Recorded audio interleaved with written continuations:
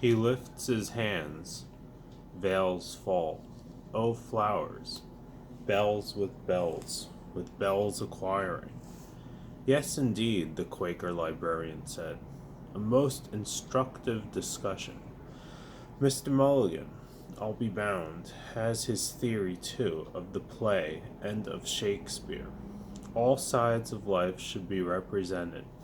He smiled on all sides, equally. Buck Mulligan thought, puzzled. Shakespeare, he said? I seem to know the name.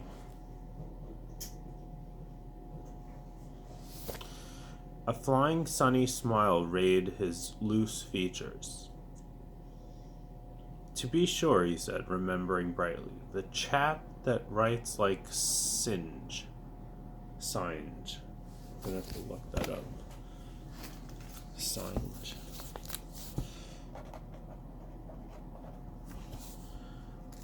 I'll have to, let me...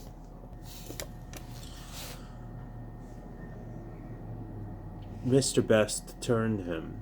Haynes missed you, he said. Did you meet him? He'll see you after at the DBC. He's gone to Gill's to buy Hyde's love songs of Connacht. I came through the museum, Buck Mulligan said. Was he here? The Bard's fellow countrymen, John Eglinton answered, are rather tired perhaps of our brilliancies or theorizing.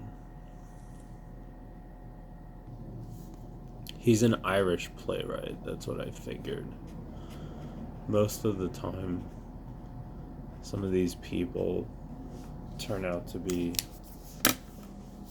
Irish references. Sounds like I should know him, though. The Playboy of the Western World. Let's see if that comes up.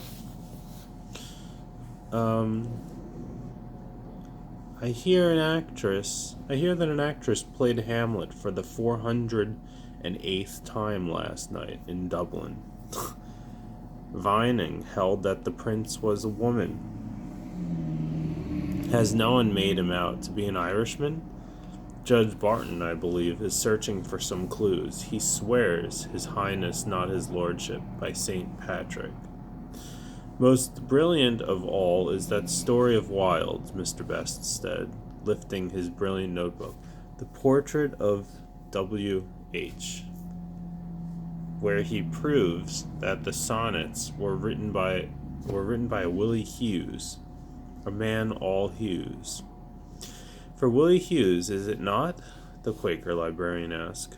For Huey Wills, Mr. William himself.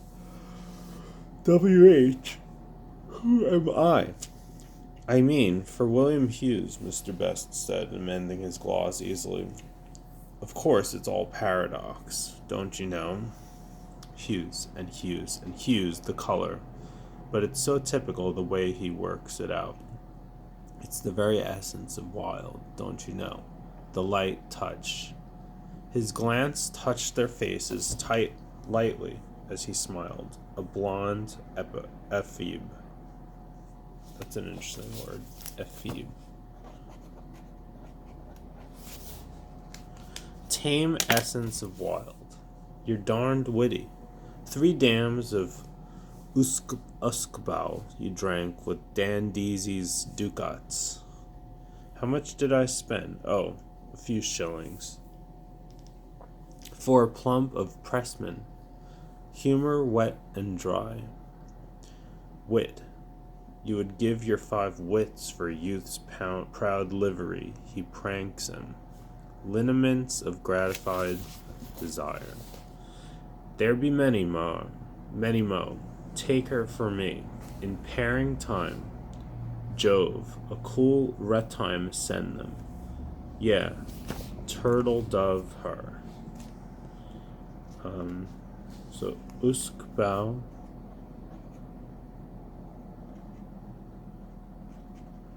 And Pressman. Eve, naked wheat-bellied sin. A shake coils her. Fang in's kiss.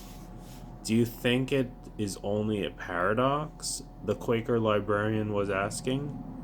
The mocker is never taken seriously when he is most serious. That's a good line. They talked seriously of mockers' seriousness. Buck Mulligan's again heavy face eyed Stephen a while. Stephen Tettles. Then, his head wagging, he came near, drew a folded telegram from his pocket. His mobile lips read, smiling with new delight. Telegram, he said. Wonderful inspiration. Telegram. A papal bull. He sat on a corner of the unlit desk, reading aloud joyfully.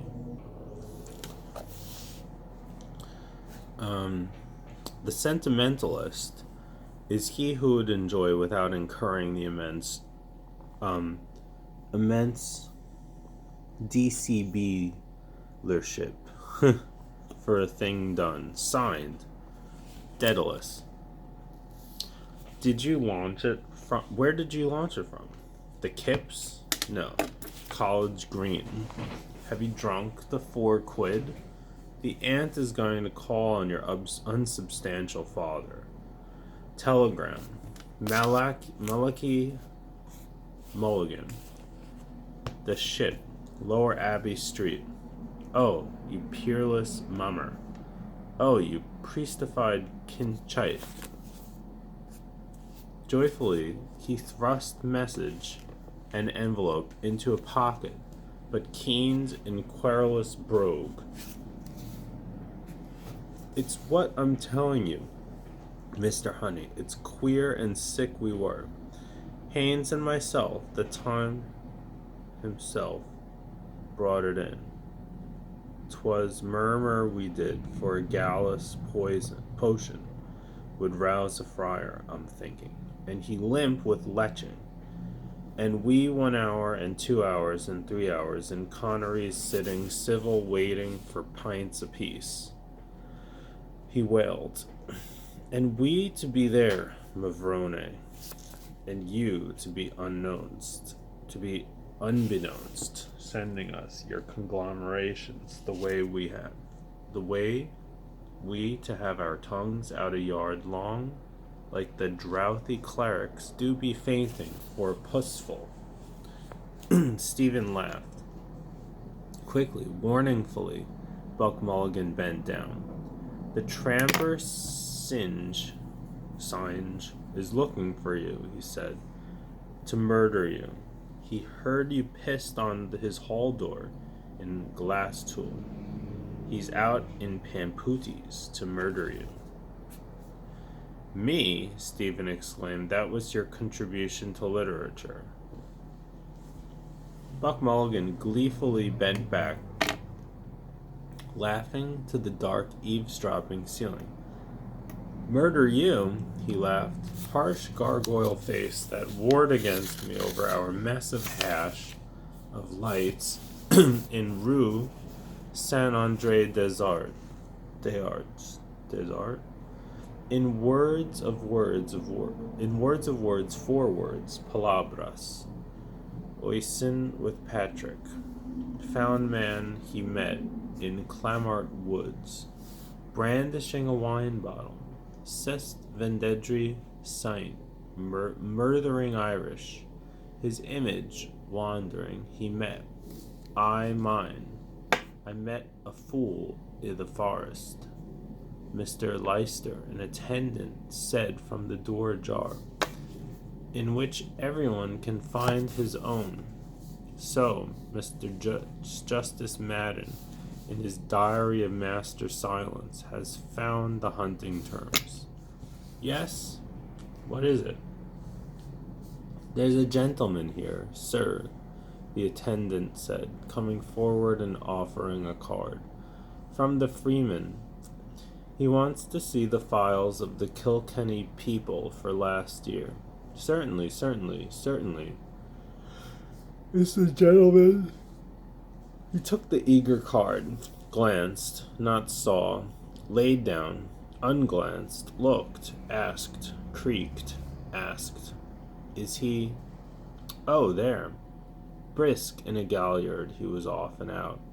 In the daylit corridor he talked with voluble pains of zeal, in duty bound, most fair, most kind, most honest, broad-brim. This gentleman? Freeman's Journal? Kilkenny People? To be sure. Good day, sir. Kilkenny. We have certainly. A patient silhouette waited, listening. All the leading provincial, Northern Whig, Cork Examiner, Enniscorthy, Guardian, 1903. Will you please? Evans, conduct this gentleman. If you just follow the Aten, or please follow me, this way. Please, sir.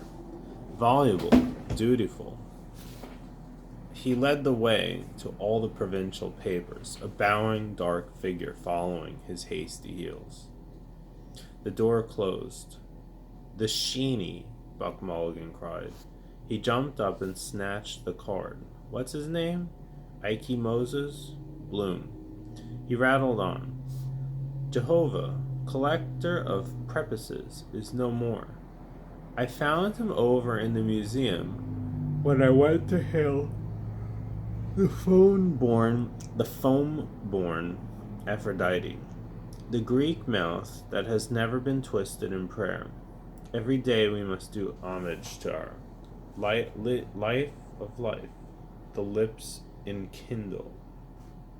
Suddenly he turned to Stephen. He knows you. He knows your old fellow. Oh, I fear me. He is Greeker than the Greeks. His pale Galilean eyes were upon his missile groove.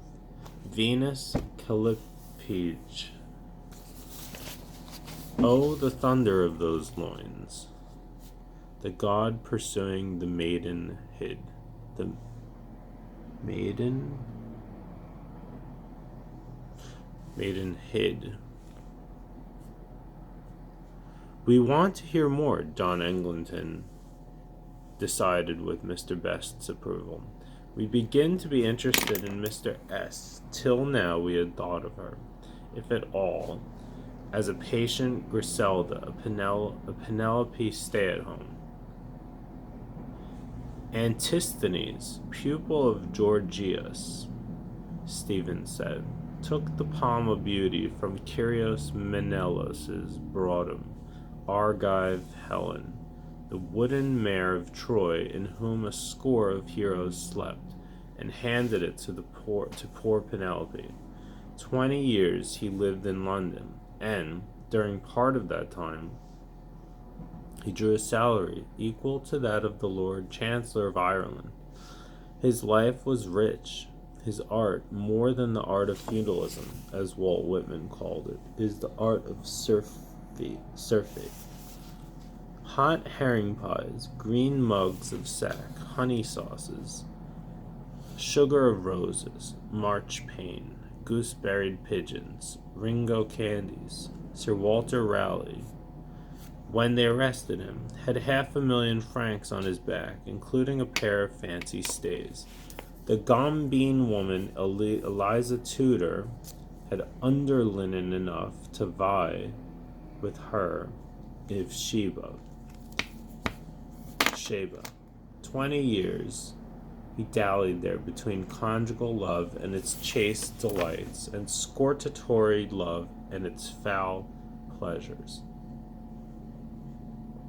You know Manningham's story of the burgher's wife, who bade Dick Burbage to her bed after she had seen him in Richard III, and how Shakespeare, overhearing, without more ado about nothing, took the cow by the horns, and, when Burbage came knocking at the gate, answered from the capon's blankets, William the Conqueror came before Richard III.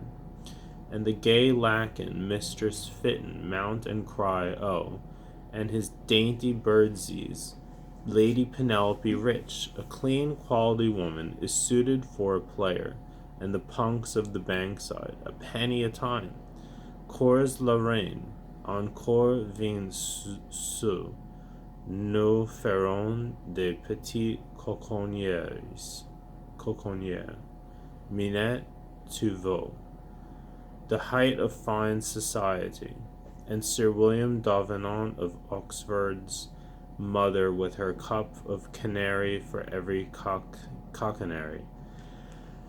Buck Mulligan, his pious eyes upturned, prayed, Blessed Margaret Mary Anycock, and Harry of 6 wives' daughter, and other lady friends from neighbor seats, as Lon Tennyson, gentleman poet, sings. But all those 20 years, what do you suppose poor Penelope in Stratford was doing behind the diamond panes? Do and do. Thing done. In a rosary of Fetter Lane of Gerard, herbalist, he walks. Grey Dowburn, an azured harebell like her veins. Lids of Juno's eyes, violets. He walks. One life is all. One body. Do. But do. Afar, in a reek of lust and squalor, hands are laid on whiteness. Buck Mulligan rapped John Eglinton's desk sharply. Whom do you suspect? He challenged. Say that he is the spurned lover in the sonnets. Once spurned, twice spurned. But the Count wanton spurned him for a lord. His dear my love. Dear my love. Oh my God. His dear my love. Love that dare not speak its name. As an Englishman, you mean, John Sturdy Eglinton put in. He loved a lord. Old wall where sudden lizards flash. At Charenton I watched them. It seems so, Stephen said, when he wants to do for him and for all other and singular uneared wombs, the Holy Office and Ostler does for the stallion. Maybe, like Socrates, he had a midwife to mother, as he had a shrew to wife. But she, the giglet wanton, did not break a bed vow. The 2 deeds are ranked in that ghost's mind, a broken vow and the dull-brained yokel on whom her favor has declined, deceased husband's brother. Sweet Anne, I take it, was hot in the blood. A wooer, once a wooer, twice a wooer. Stephen turned boldly in his chair. The burden of proof is with you, not with me, he said, frowning. If you deny that in the 5th scene of Hamlet he has branded her with infamy, tell me why there is no mention of her during the 34 years between the day she married him and the day she buried him.